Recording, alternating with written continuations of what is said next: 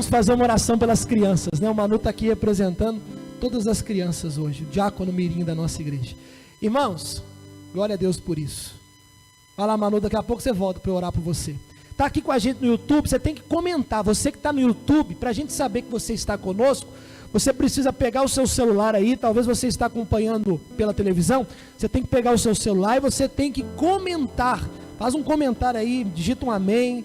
E você tem que comentar para a gente saber que você está com a gente. Já comentaram aqui o João Garcia, um abraço. O Valdir, um abraço. E a Darliane. Que Deus abençoe vocês. Fiquem com a gente até o final. E você que não comentou, comenta aí, porque no final eu falo o seu nome, tá certo? Em nome de Jesus. Vamos ouvir a palavra de Deus, meus irmãos. Vamos ouvir a santa e poderosa palavra de Deus. Quem veio domingo passado na igreja? Levanta a mão, só para eu saber. Quem veio domingo passado? Ok, maravilha. Quem não veio por algum motivo? Levanta a mão.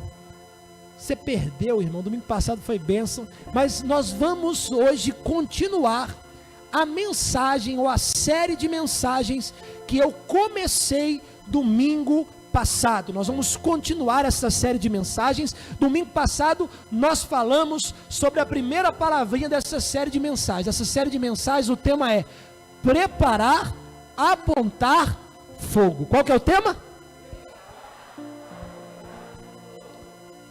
Tá bom para ensaio, né? Vamos lá, qual que é o tema? Domingo passado nós falamos sobre a primeira palavrinha.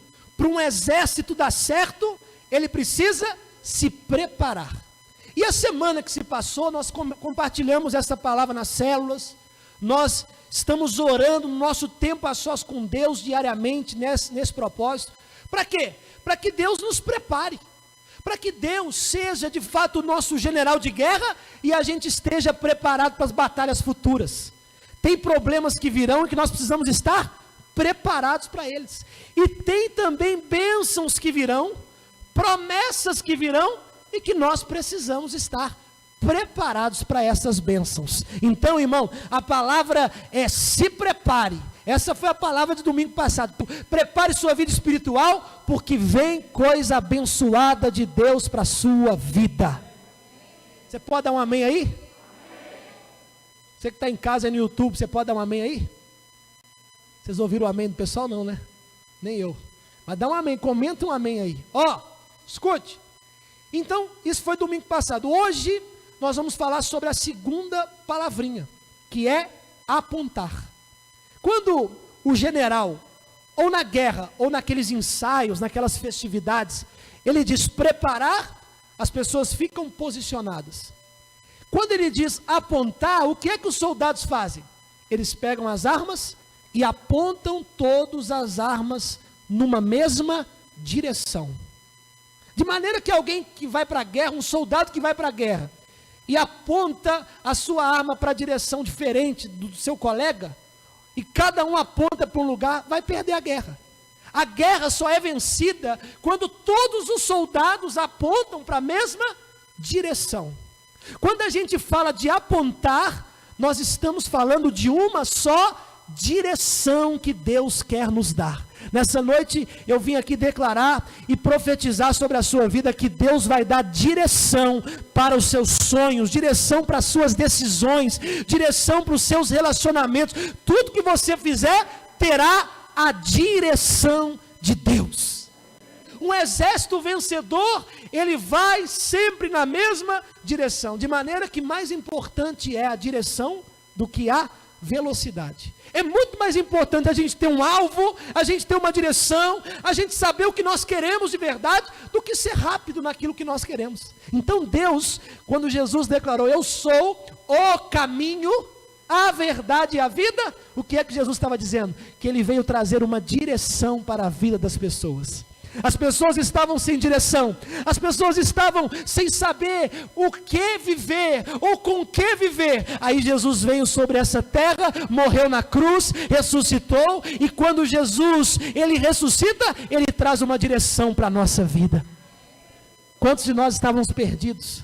Quantos de nós estávamos sem saber para onde ir? Estávamos como aquela ovelha perdida sem direção. Aí o pastor dos pastores, que é Jesus, nos trouxe de volta e trouxe para nós uma direção para o que viver. Deus quer direcionar a sua vida. Você que está andando perdido, você que não sabe o que faz no meio das suas dificuldades, hoje é noite de Deus alinhar, apontar a sua vida para uma direção. E eu vou usar um texto muito famoso para pregar essa palavra, que está lá em Filipenses capítulo 3. Você que tem a sua Bíblia, abra por favor, Filipenses capítulo 3. Esse é o 4º culto, e tem gente que veio aí nos 4 cultos. Está aqui o pastor Clécio, você já consegue até pregar essa palavra, né, pastor Clécio? É a 4ª vez que ele ouve essa palavra, não é? E a gente tem essa vantagem, de 4 cultos a gente ouve 4 vezes a mesma palavra. Vamos lá, Filipenses capítulo 3, versículo de número 13.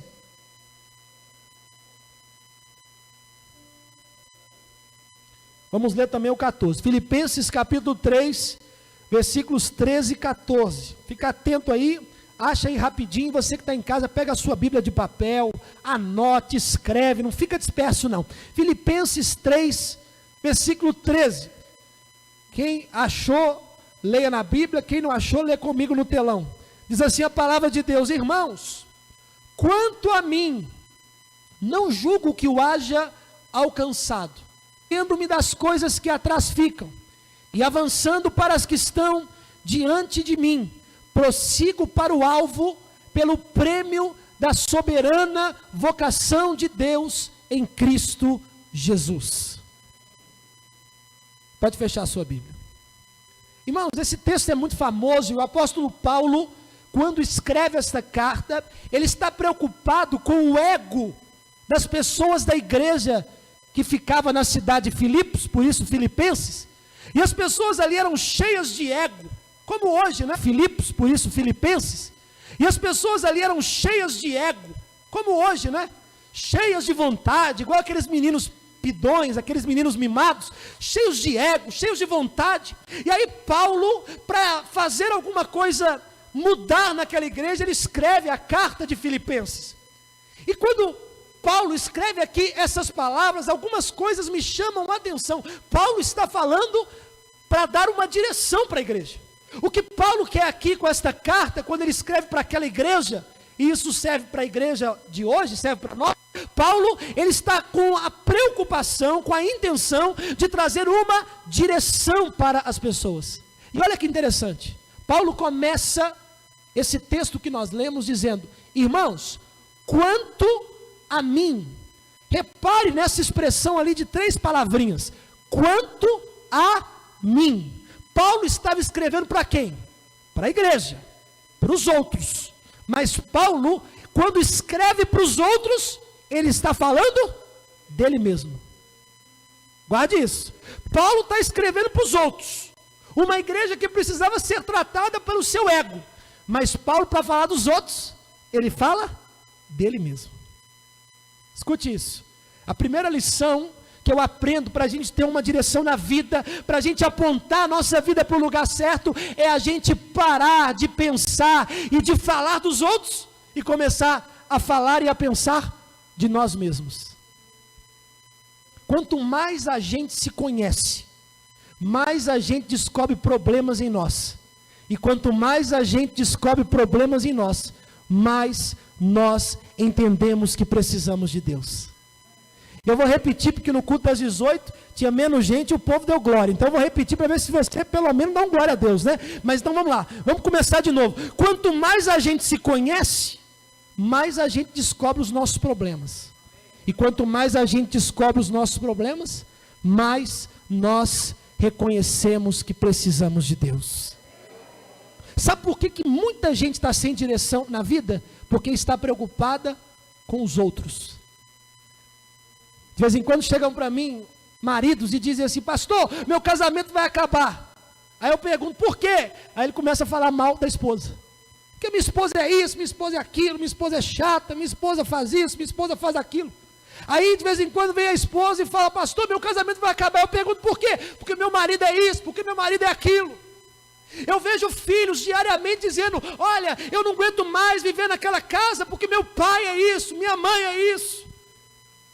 A gente vem num culto como esse, e aí tem gente que sai do culto e fala: hoje eu não recebi, hoje eu não senti nada porque o pastor não estava inspirado, hoje o culto não foi bom porque o louvor não foi bom.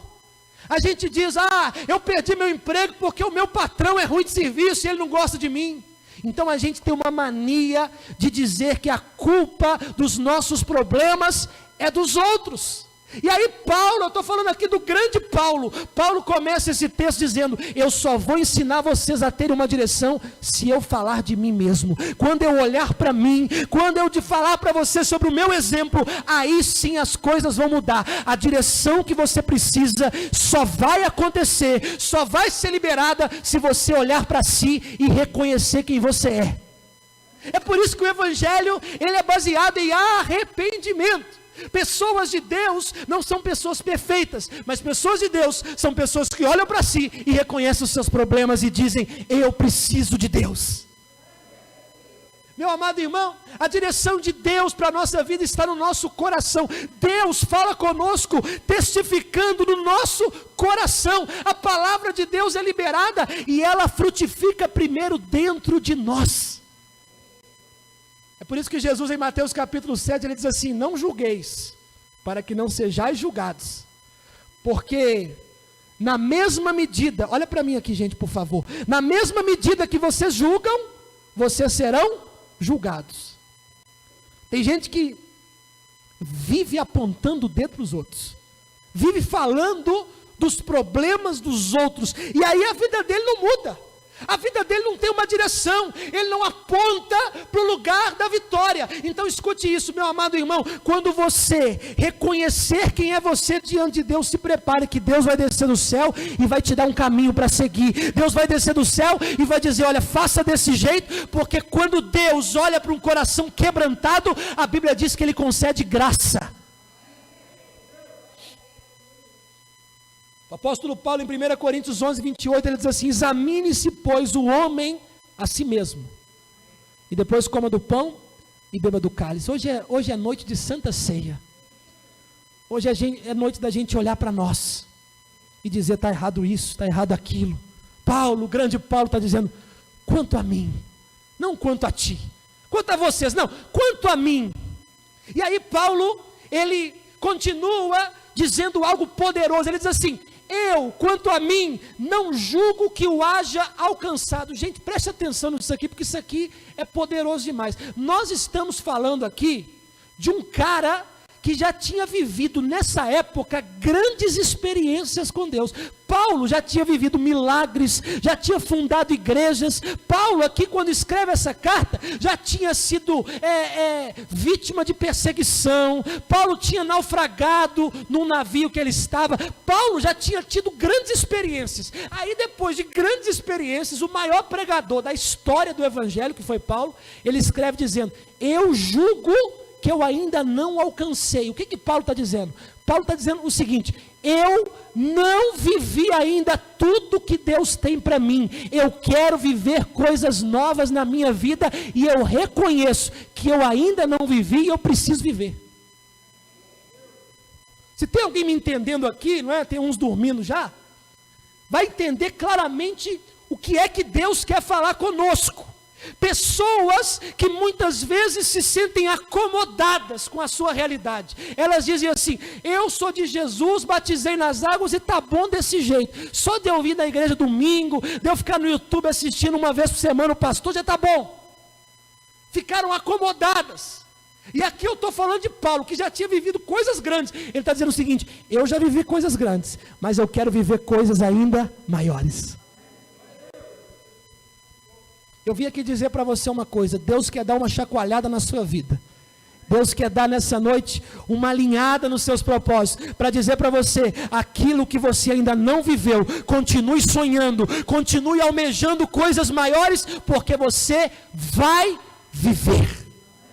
Ei, você precisa hoje reconhecer, eu preciso hoje reconhecer, que nem tudo que nós queríamos viver, nós vivemos.